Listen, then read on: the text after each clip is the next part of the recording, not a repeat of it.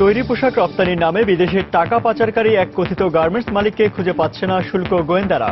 সরকারি পর্যায়ে যোগসাজশ থাকতে পারে বলছে বিজিএমএ। দুর্যোগপূর্ণ আবহাওয়ার কারণে সাগরে মাছ ধরতে যেতে পারছে না কক্সবাজার জেলেরা। চরম দুর্দশায় পরিবারগুলো, সরকারি সহায়তার দাবি। এবং ঈদ বাজারে ফুটওয়্যার বিক্রিতে নামিদামি ব্র্যান্ডগুলোর সঙ্গে পেরে উঠছে না স্থানীয়ভাবে উৎপাদিত জুতা, স্যান্ডেল। আস্থাহীনতার কারণ বলছে ক্রেতারা।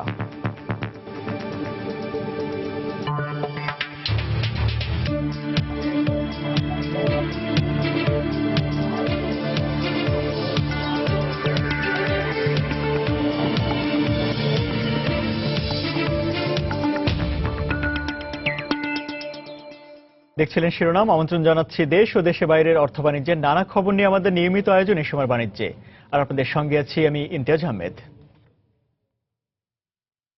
তৈরি পোশাক রপ্তানির নামে বিদেশে 100 কোটি টাকা পাচারকারী SN ডিজাইন নামের কথিত গার্মেন্টস মালিক শহীদুল ইসলামের হদিস পাচ্ছে না শুল্ক গোয়েন্দা বিভাগ।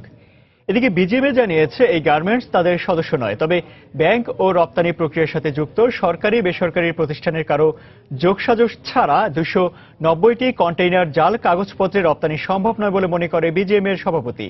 শুল্ক গোয়েন্দা বিভাগ জানায় যে বা যারাই জড়িত থাকুক তদন্তে বেরিয়ে আসবে। বিস্তারিত জানাচ্ছেন হাজিরা শিউলি।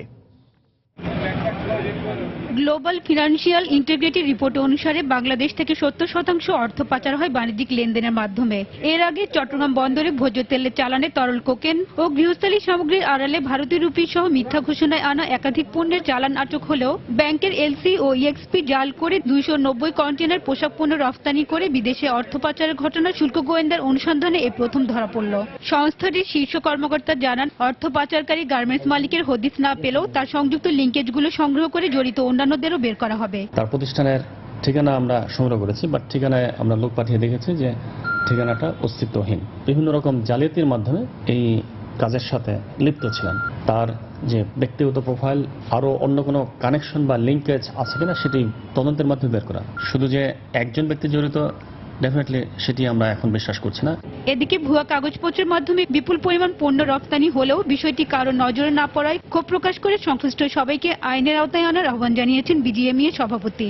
এই গার্মেন্টস নামে কোনো গার্মেন্টস ইন্ডাস্ট্রি নাই। যে সংস্থাগুলা এগুলো চেক করার দায় দায়িত্বে নিয়োজিত, তারা কি এটা কিছুই টের পেল না?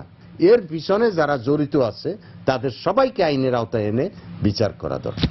টিআইবির মতে এ ঘটনায় ব্যাংক ও সংশ্লিষ্ট সরকারি কর্মকর্তাদের যোগসাজশ থাকতে পারে। এক্ষেত্রে জড়িতদের চিহ্নিত করার পাশাপাশি সংশ্লিষ্ট সংস্থাগুলোকে সমন্বিত পদক্ষেপ নিয়ে অর্থ ফেরত আনার আহ্বান তাদের। বাংলাদেশ ব্যাংক, জাতীয় রাজস্ব বোর্ড, দুর্নীতি দমন কমিশন এবং অ্যাটর্নি জেনারেল অফিস, এই চারটি প্রতিষ্ঠান যদি সরকার সংঘবদ্ধভাবে কাজ করে তাহলে যে দেশে অর্থ পাচার হয়ে যাচ্ছে সেখান থেকে অর্থ ফিরিয়ে আনা সম্ভব।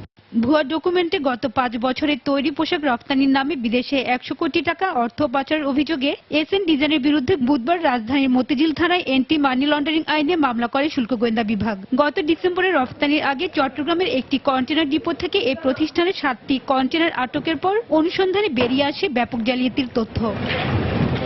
হাজিরা শিউলি, সময় সংবাদ, ঢাকা। নানা রং আর ডিজাইনের থান কাপড় কিনে দর্জি বাড়িতে বানিয়ে ঈদের প্রিয় পোশাকটি পরতে স্বাচ্ছন্দ্য বোধ করেন অনেকেই।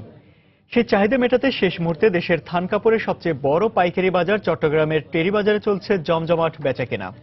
সকাল থেকে গভীর রাত পর্যন্ত খুচরা আর পাইকারি ক্রেতা বিক্রেতাদের ভিড়ে মুখর এই বাজার। সুতি, দেশীয় খাদি ও বুটিক্সের কাপড়ের চাহিদা বেশি বলে জানালেন ব্যবসায়ীরা। আশরাফুল আলম মামুনের ক্যামেরায় বিস্তারিত জানাচ্ছেন শফিকুল আলম। ঈদকে সামনে রেখে শেষ মুহূর্তে জমে উঠেছে থান কাপড়ের সবচেয়ে বড় পাইকারি বাজার চট্টগ্রামের টেরি বাজার। বাজারে দেশীয় কাপড় সহ ভারত ও পাকিস্তান থেকে আসা মেয়েদের 3 পিসের নাম ও রঙে আছে অভিনবত্ব। মারিয়াবি, গুল আহমেদ, মধুবালা ও তানসি বুটিক্স নামের বাহারি ডিজাইনের এসব কাপড়ের কাটতিও প্রচুর। তবে গরম হওয়ায় ক্রেতাদের পছন্দের তালিকায় সুতি ও দেশীয় কাপড়ের চাহিদা একটু বেশি। দেখছি নতুন কাপড় কোয়ালিটি কি আছে, আর এদের এখানে তো মোটামুটি আনকমন বা ভালো কাপড়ই পাওয়া যায়। গ্রাউন্ড নিতে আসছি, যদি ভালো লাগে তাহলে নিব। ভালো লাগতেছে, অনেক সুন্দর সুন্দর ডিজাইন দেখতেছি এখানে। সানা সাবিনাস, মারিয়াবি, কারিশমা এই ধরনের ব্র্যান্ডেড অনেক নতুন নতুন কাপড় আসছে। গঙ্গা, তারপরে এগুলা নাকাশি, তারপরে এই সমস্ত আইটেমের বিভিন্ন ধরনের নাম কিন্তু তার থেকে সবচেয়ে বেশি যদি বুটিক্সের কাপড়।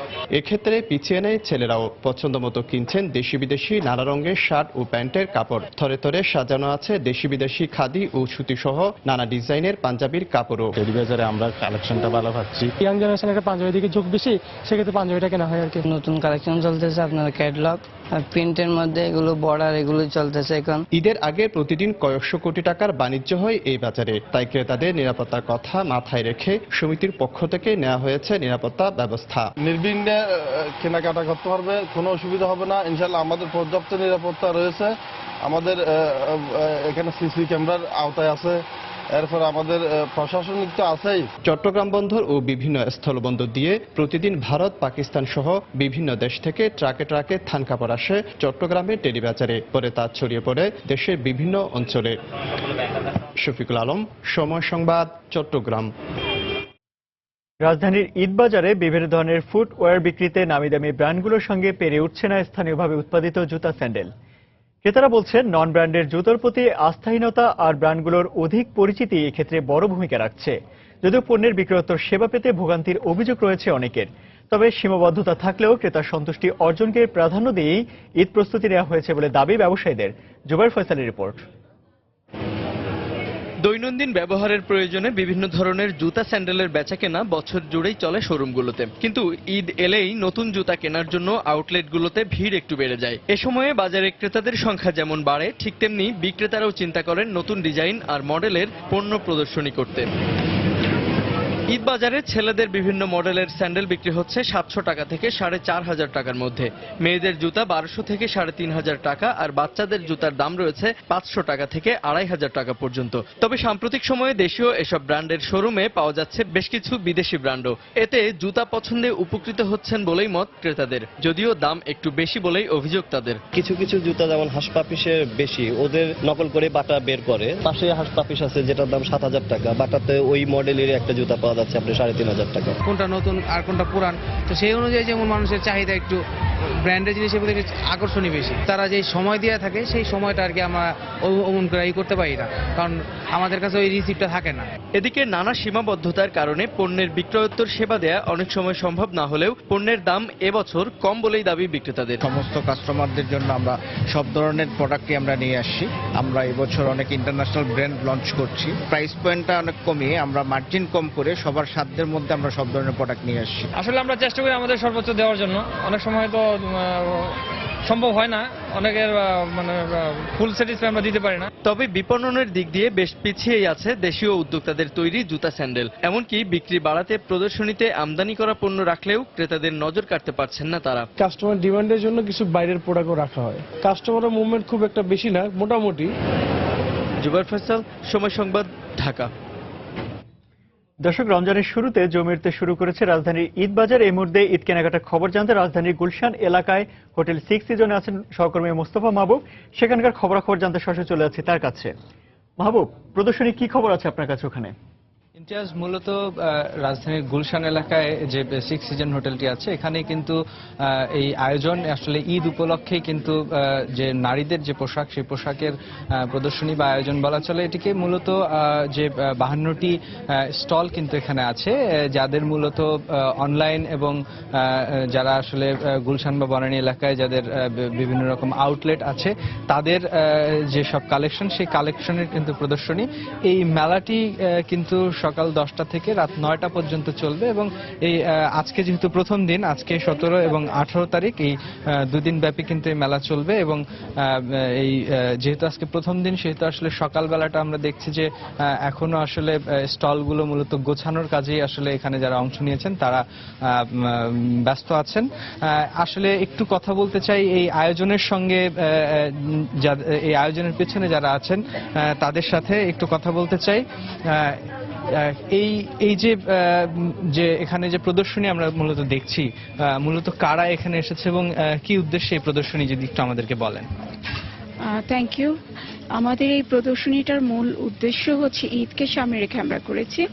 এখানে আমাদের 52 স্টোরস আছে যারা মূলত অনলাইন এবং যাদের স্টোর আছে, ফিজিক্যাল স্টোর আছে, এরকম স্টোরগুলো এখানে পার্টিসিপেট করছে।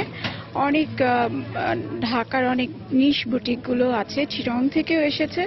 এছাড়াও কাশ্মীর, কলকাতা, পাকিস্তান থেকেও আমাদের এখানে পার্টিসিপেন্টস আছেন।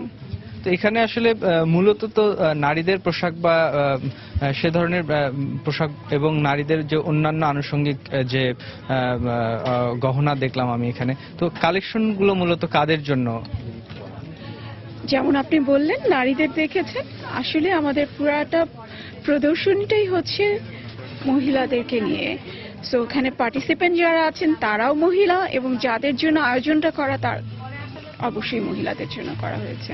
জি, আপনাকে অনেক ধন্যবাদ। দর্শক, আমরা একটু এই আয়োজনটি কিন্তু আপনাদেরকে দেখাতে চাই, এবং এখানে যে পণ্যগুলো আসলে প্রদর্শিত হচ্ছে সেই পণ্যগুলো কিন্তু দেখাতে চাই। এই মুহূর্তে একটি সুন্দর ড্রেস, অনেকগুলো সুন্দর ড্রেস দেখা যাচ্ছে।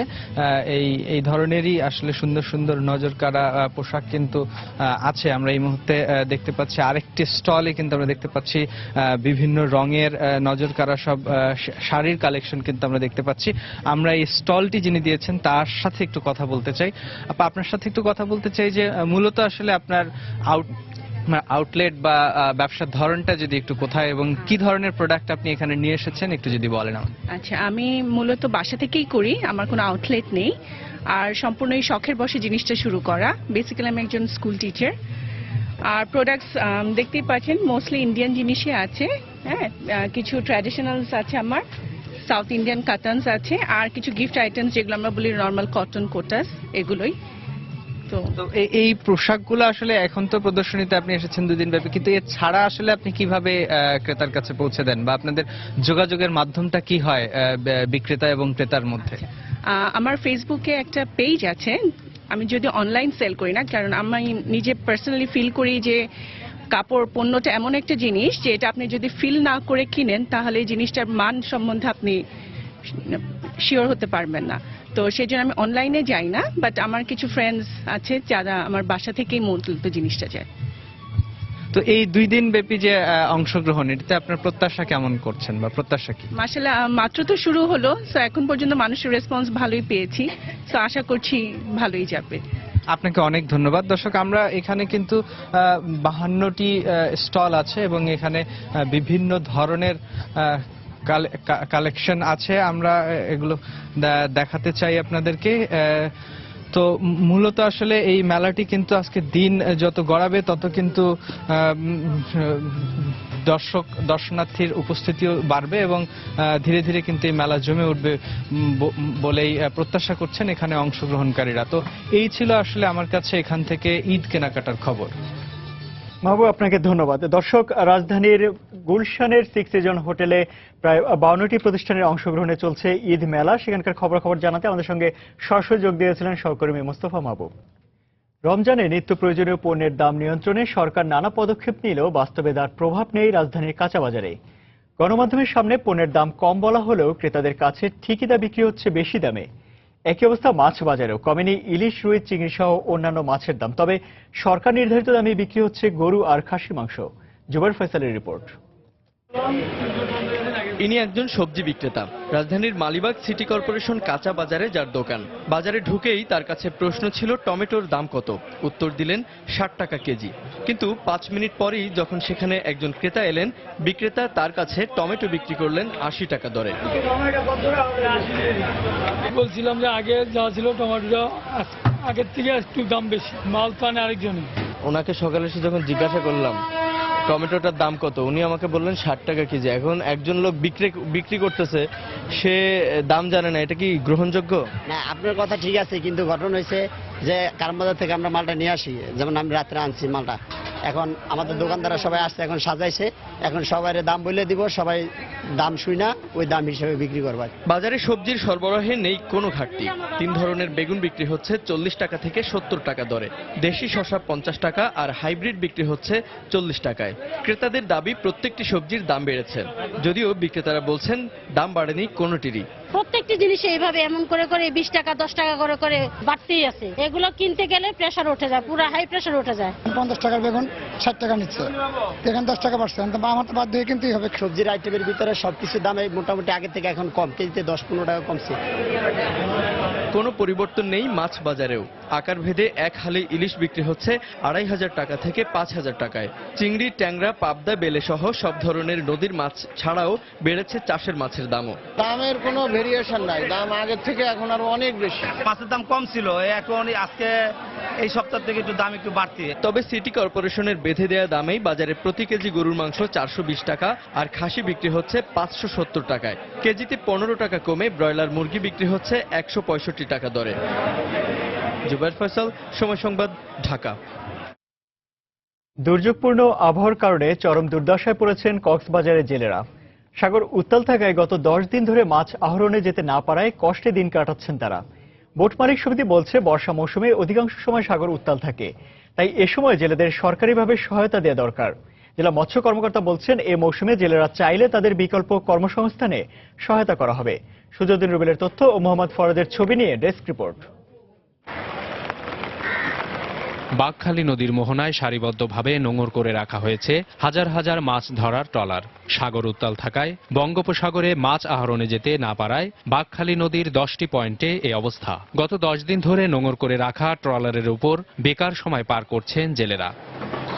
সাগরে মাছ আহরণে যেতে না পারায় পরিবার পরিজন নিয়ে চরম দুর্দশায় দিন কাটছে তাদের। আমরা সাগরে যেতে পারছি না, সাগর এখন উত্তাল, আমরা মাছ ধরতে পারছি না। বাতাস, বইয়ার, সিঙ্গেল এসবের কারণে আমরা এখন কক্সবাজারে বসে আছি। কেউ খাইও আছে, না খাইও আছে, হয়তো কোম্পানির খরচ 100 টাকা দেয়, হয়তো দেয় না, এভাবে চলাফেরা জীবন। এ মৌসুমে জেলেদেরকে সরকারিভাবে সহযোগিতা করা প্রয়োজন বলে জানালেন জেলা ফিশিং বোর্ড মালিক সমিতির এ নেতা। মাছ শূন্য হয়েছে সমুদ্র, এরপরও মাঝে মাঝে চেষ্টা করতেছেন সমুদ্রে গিয়ে মাছ ধরার জন্য, কিন্তু নিরুপায় হয়ে তারা এখন বর্ষার মৌসুমে যাওয়ার তাদের পক্ষে আর সম্ভব হচ্ছে না। তবে জেলা মৎস্য কর্মকর্তা জানালেন, জেলেরা চাইলে এ সময় তাদেরকে বিকল্প কর্মসংস্থানে সহায়তা করা হবে। যদি কোনো জেলে আমাদের কাছে আসে, আমরা তাদেরকে বিকল্প কর্মসংস্থানের ব্যবস্থা করে দেওয়া বা এইসব কাজের জন্য আমরা সবসময় তাদের পাশে আছি, থাকব। জেলা মৎস্য কর্মকর্তা দেয়া তথ্য মতে কক্সবাজারে 5240টি মাছ ধরার ট্রলারে নিবন্ধিত জেলে রয়েছেন 41,000-এর বেশি। সময় সংবাদ, কক্সবাজার। ভারত বাংলাদেশ নৌ ট্রান্সশিপমেন্ট চুক্তি আনুষ্ঠানিকভাবে কার্যকর হলো বৃহস্পতিবার থেকে। আশুগঞ্জে ভারত থেকে আসা 1000 টন রড বোঝাই এমবি নিউটেক 6 নামের কার্গো জাহাজের পণ্য খালাসের মধ্য দিয়ে কার্যকর হয় এ চুক্তি। গতকাল দুপুরে পণ্য খালাসের আনুষ্ঠানিক উদ্বোধন করে নৌপরিবহন মন্ত্রী বলেন, কারো লেজুর বৃত্তি নয়, নিজেদের উন্নয়নের স্বার্থেই এই চুক্তি কার্যকর করা হয়েছে। আশুগঞ্জ থেকে ফিরে মঞ্জুর রহমানের ক্যামেরায় সানবির উপরের রিপোর্ট। ভারতের কলকাতা থেকে আগরতলায় পণ্য পরিবহনে পাড়ি দিতে হয় 1650 কিলোমিটার পথ, অথচ এই পণ্য বাংলাদেশের আশুগঞ্জ বন্দর ব্যবহার করলে অতিক্রম করতে হবে মাত্র 550 কিলোমিটারের মতো। এ লক্ষ্যে 1972 সালে ইন্দিরা মুজিব চুক্তিতে ট্রানজিটের বিষয়টি অন্তর্ভুক্ত করা হয়। পরবর্তীতে গত বছরের 6 জুন প্রধানমন্ত্রী শেখ হাসিনা এবং ভারতের প্রধানমন্ত্রী নরেন্দ্র মোদীর উপস্থিতিতে সই করা হয় নৌ প্রোটোকল চুক্তি। আশুগঞ্জে ভারত থেকে আসা 1000 টন রড বোঝাই কার্গো জাহাজের মালামাল খালাসের মধ্য দিয়ে কার্যকর হয় এই দুই দেশের মধ্যকার নৌ চুক্তি। এ উপলক্ষে আশুগঞ্জ নৌবন্দরে নৌমন্ত্রী, ভারতীয় হাইকমিশনার, প্রধানমন্ত্রীর অর্থ উপদেষ্টা সহ ঊর্ধ্বতন কর্মকর্তাদের উপস্থিতিতে এক অনুষ্ঠানের আয়োজন করা হয়। অনুষ্ঠানে ভারতীয় হাইকমিশনার বলেন, চুক্তি বাস্তবায়নের মধ্য দিয়ে বাংলাদেশ ভারতের বন্ধুত্বপূর্ণ অবস্থানেরই প্রকাশ ঘটেছে। ট্রান্সশিপমেন্ট চুক্তির মধ্য দিয়ে ভারত বাংলাদেশ বন্ধুত্ব আরো জোরদার হয়েছে। এ চুক্তির মধ্য দিয়ে ত্রিপুরার মানুষ উপকৃত হবে। আমি বাংলাদেশকে ধন্যবাদ জানাই। নৌ পরিবহন মন্ত্রী বলেন, কারো লেজুর বৃত্তি নয়, নিজেদের উন্নয়নের স্বার্থেই এই চুক্তি কার্যকর করা হয়েছে। শিগগিরই অবকাঠামো উন্নয়নে সব রকম পদক্ষেপ নেওয়া হবে বলেও জানান তিনি। আমাদের সব দিক থেকে কিন্তু অর্থনৈতিকভাবে লাভ হবে। এই ট্রান্সশিপমেন্ট নিয়ে অনেকে অনেক কথা বলেছেন, আমরা ভারতের ফ্যাশন। বাংলাদেশ কখনো কোনো দেশের লেজুর বৃত্তি করে না, ভারতের লেজুর বৃত্তি বাংলাদেশ করে না। পণ্য পরিবহন পুরোপুরি শুরু হলে সরকারের পাশাপাশি বাংলাদেশের পরিবহন ও শ্রমিকরা এর সুফল পাবে বলে মত বাংলাদেশ কার্গো ভেসেল ওনার অ্যাসোসিয়েশনের। তবে ভারতের 7 সিস্টার্সে বাংলাদেশি পণ্য রপ্তানিকারক ব্যবসায়ীদের ক্ষতির আশঙ্কা তাদের।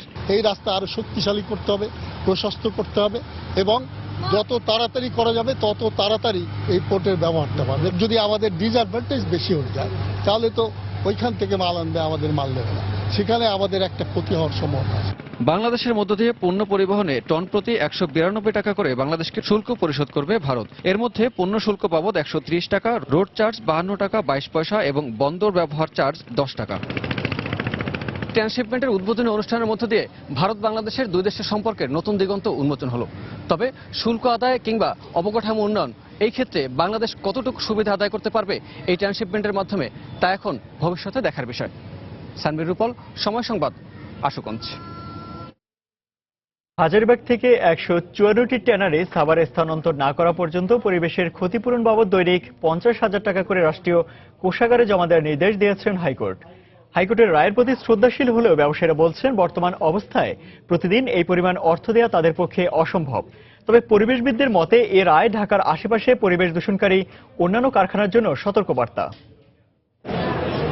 এক রিট আবেদনের পরিপ্রেক্ষিতে 2001 সালে হাজারীবাগ থেকে ট্যানারি শিল্প সরিয়ে নেওয়ার আদেশ দেন হাইকোর্ট। এরপর দফায় দফায় নির্দেশনা দিলেও তা কার্যকর হয়নি। তবে পরিবেশ রক্ষার স্বার্থে বৃহস্পতিবার 154টি ট্যানারিকে প্রতিদিন 50,000 টাকা করে জরিমানা দেওয়ার নির্দেশ দেন হাইকোর্ট। বিচারপতি সৈয়দ মোহাম্মদ দস্তগীর হোসেন ও বিচারপতি AKM শহীদুল হকের সমন্বয়ে গঠিত হাইকোর্টের দ্বৈত বেঞ্চ এ নির্দেশ দেন। এই অর্থ শিল্প মন্ত্রণালয়ের মাধ্যমে রাষ্ট্রীয় কোষাগারে জমা দেওয়ার নির্দেশ দেন হাইকোর্ট। একই সঙ্গে ধার্যকৃত টাকা কারখানাগুলো জমা দিচ্ছে কিনা এ বিষয়ে আগামী 17 জুলাই শিল্প সচিবকে জানাতে বলা হয়। এই রায়ের পর তাৎক্ষণিক প্রতিক্রিয়ায় ট্যানারি মালিকরা বলছেন প্রতিদিন জরিমানা দিয়ে কারখানা পরিচালনা করা সম্ভব নয়। যদি হামায়তপুরে না যেতে পারি, কারণ এই পরিমাণ জরিমানার অর্থ দিয়ে আমরা মনে হাজারীবাগে আমরা সার্ভাইভ করতে পারবো না, সেক্ষেত্রে হয়তো আমাদের ব্যবসা শাটডাউন করে দেওয়া লাগে কিনা ঠিক বুঝতে পারতেছি না। যে এখানে একটা সেক্টর, এখানে যে শ্রমিক কর্মচারী এতগুলি লোক যে জড়িত সবারই আসলে একটু সমস্যা হয়ে যাবে। আপিলের ব্যাপারটা আসলে আমরা ডিটেলস রায়টা দেখে আমরা আমাদের অ্যাসোসিয়েশনের মাধ্যমে বসে আমরা একটা সিদ্ধান্ত নিয়ে তারপরে পরবর্তী পদক্ষেপটা আমরা নেওয়ার চেষ্টা করব। এই সিদ্ধান্তকে যুগান্তকারী উল্লেখ করে পরিবেশ বাঁচাও আন্দোলন পবা বলছে শুধু হাজারীবাগ নয়, ঢাকার আশেপাশের সব পরিবেশ দূষণকারী প্রতিষ্ঠানের জন্য এটি সতর্কবার্তা। জরিমানা দিয়ে যে কোনো সমাধান হবে তা না, কিন্তু সেটারও খুব প্রয়োজন আছে। আমি মনে করি যে এটা একটা যুগান্তকারী সিদ্ধান্ত। ঢাকা শহরের এই যে দূষণের জন্য হাজারীবাগ যেমন দায়ী, 22,000 ঘনমিটার বর্জ্য প্রতিদিন যাচ্ছে। ঢাকার আশেপাশে ইন্ডাস্ট্রিগুলো কিন্তু 1,20,000 ঘনমিটার যাচ্ছে। তাদের জন্য একটা উদাহরণ হবে। একইভাবে আমাদের সরকারি প্রতিষ্ঠান যারা, বিশেষ করে আমাদের ওয়াসা বা সিটি কর্পোরেশন, যাদের জন্য কিন্তু বুড়িগঙ্গা এবং ঢাকার দূষণ হচ্ছে, তাদেরও কিন্তু কাছেও কিন্তু এটা একটা উদাহরণ হিসেবে সৃষ্টি হবে। রায় অনুযায়ী ট্যানারি মালিকদের দেয়া জরিমানা পরিবেশ রক্ষায় ব্যয় করা হবে। কামরুল হাসান সবুজ, সময় সংবাদ, ঢাকা। ঈদ উপলক্ষে 35,000 কোটি টাকার নতুন নোট বাজারে ছাড়তে শুরু করেছে বাংলাদেশ ব্যাংক। বৃহস্পতিবার সকাল থেকে দীর্ঘ লাইনে দাঁড়িয়ে প্রথমবারের মতো বায়োমেট্রিক পদ্ধতিতে নতুন নোট সংগ্রহ করছেন গ্রাহকরা। এ পদ্ধতিতে নতুন নোট নিয়ে অসাধু ব্যবসার সুযোগ থাকবে না বলে মনে করছে ব্যাংক কর্তৃপক্ষ। রমজান এলেই ঈদ উপলক্ষে প্রতিবছর নতুন নোট ছাড়ে বাংলাদেশ ব্যাংক। এবছরও তার ব্যতিক্রম নয়। বৃহস্পতিবার থেকে 35,000 কোটি টাকার নতুন নোট বাজারে ছাড়তে শুরু করেছে বাংলাদেশ ব্যাংক। কেন্দ্রীয় ব্যাংক কার্যালয়ে এসে বায়োমেট্রিক পদ্ধতিতে নোট সংগ্রহ করছেন গ্রাহকরা। ব্যাংকের অভ্যন্তরে 5টি কাউন্টার থেকে দেয়া হচ্ছে নতুন নোট। গ্রাহকরা সন্তুষ্ট হলেও ভোগান্তি এড়াতে এবং কম সময়ে নোট সংগ্রহের জন্য বুথ বাড়ানোর দাবি জানিয়েছেন তারা। লাইন যদি আর কয়েকটা বেশি হতো তাহলে হয়তোবা কাজটা একটু দ্রুত হতো। আচ্ছা, মোটামুটি সুশৃঙ্খল উপায়ে সবকিছু হচ্ছে। বায়োমেট্রিক সিস্টেমে দিচ্ছে, একজন একাধিকবার এই টাকাটা নিতে পারবে না। দালালদের দৌরত্ব কমে গেছে, আমাদের জন্য সাধারণ মানুষের জন্য সুবিধা হয়েছে। বাংলাদেশ ব্যাংক কর্তৃপক্ষ জানিয়েছে বায়োমেট্রিক পদ্ধতি অবলম্বন করায় রোববার থেকে যারা একবার নোট সংগ্রহ করবেন তারা এরপর 15 দিন নোট সংগ্রহ করতে পারবেন না। এছাড়া একজন গ্রাহক 2 টাকা থেকে 100 টাকা পর্যন্ত সর্বোচ্চ 8,700 টাকা বদলে নিতে পারবেন। কে কত টাকা নেবে সেই বিষয়টাও আমরা টেকনোলজির মাধ্যমে নির্ধারণ করে দিয়েছি। বাংলাদেশ ব্যাংক থেকে কিন্তু অতিরিক্ত টাকা যাওয়ার আর কোনো সুবিধা নেই। তবে আমরা বিভিন্ন আরো 20টা ব্রাঞ্চের মাধ্যমে দিচ্ছি। তফসিলি ব্যাংকগুলো যদি এই বিষয়গুলো ঠিক মতো মনিটর করে তাহলে আর এটা নিয়ে বাণিজ্য হওয়ার কোনো সম্ভাবনা থাকবে না। এবার 15,000 কোটি টাকা নতুন ছাপা হয়েছে এবং খুচরা লেনদেনের সুবিধার্থে 20,000 কোটি টাকার পুরনো নোট রিইস্যু করা হয়েছে। বাংলাদেশ ব্যাংকের মতিঝিল, সদরঘাট, চট্টগ্রাম, খুলনা ও সিলেট অফিস সহ 20টি বাণিজ্যিক ব্যাংকের মাধ্যমে নতুন নোট ছাড়া হচ্ছে। ঈশিতা ব্রহ্ম, সময় সংবাদ, ঢাকা। চট্টগ্রামের আনোয়ারা উপজেলায় দেশের প্রথম G2G অর্থনৈতিক অঞ্চল স্থাপনে বাংলাদেশ অর্থনৈতিক অঞ্চল কর্তৃপক্ষ বেজা এবং China harbour engineering company CEIZ এর মধ্যে সমঝোতা স্মারক সই হয়েছে। গতকাল বিকেলে রাজধানীর হোটেল সোনারগাঁওয়ে এক অনুষ্ঠানে বেজার নির্বাহী চেয়ারম্যান পবন চৌধুরী ও সিইআইজেড এর ভাইস প্রেসিডেন্ট বাই ইয়ানঝান সমঝোতা স্মারক স্বাক্ষর করেন।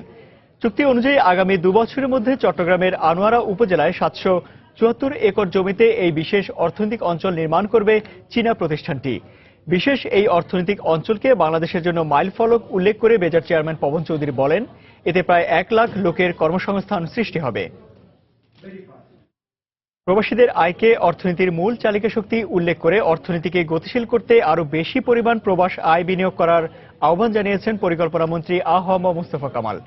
বৃহস্পতিবার বিকেলে রাজধানীর আগারগাঁয়ে জাতীয় অর্থনৈতিক পরিষদের মিলনায়তনে আয়োজিত এক সেমিনারে এই আহ্বান জানান তিনি। প্রবাস আয়ের বিনিয়োগ সম্পর্কিত জরিপ 2016 এর ফলাফল প্রকাশ শীর্ষক সেমিনারে মন্ত্রী আরও বলেন, সৌদি আরবে জনশক্তি রপ্তানির ক্ষেত্রে সংকট কেটে গেছে। সেমিনারে জানানো হয়, প্রবাস আয়ের দিক থেকে বাংলাদেশের বর্তমান অবস্থান 10ম।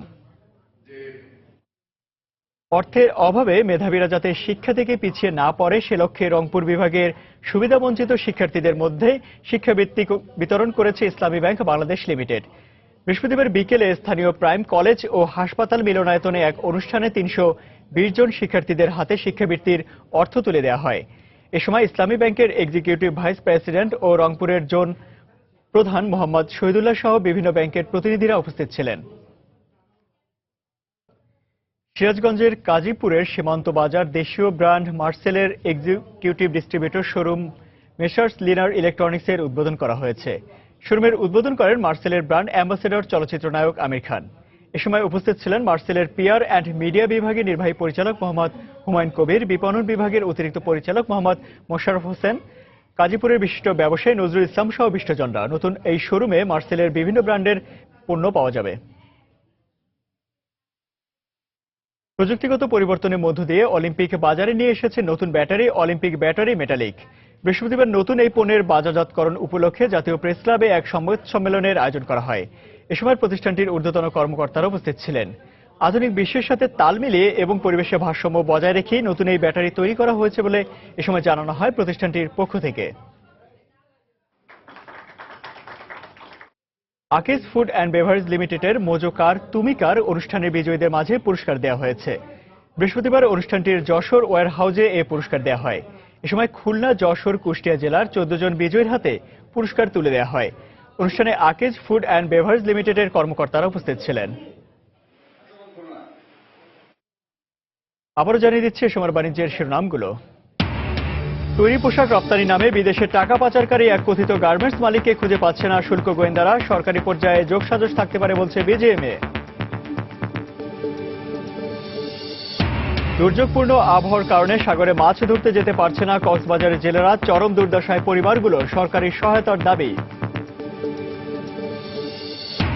এবং ঈদ বাজারে ফুটওয়্যার বিক্রিতে নামি দামি ব্র্যান্ডগুলোর সঙ্গে পেরে উঠছে না স্থানীয়ভাবে উৎপাদিত জুতা, স্যান্ডেল। অস্থায়ীনতার কারণ বলছে ক্রেতারা।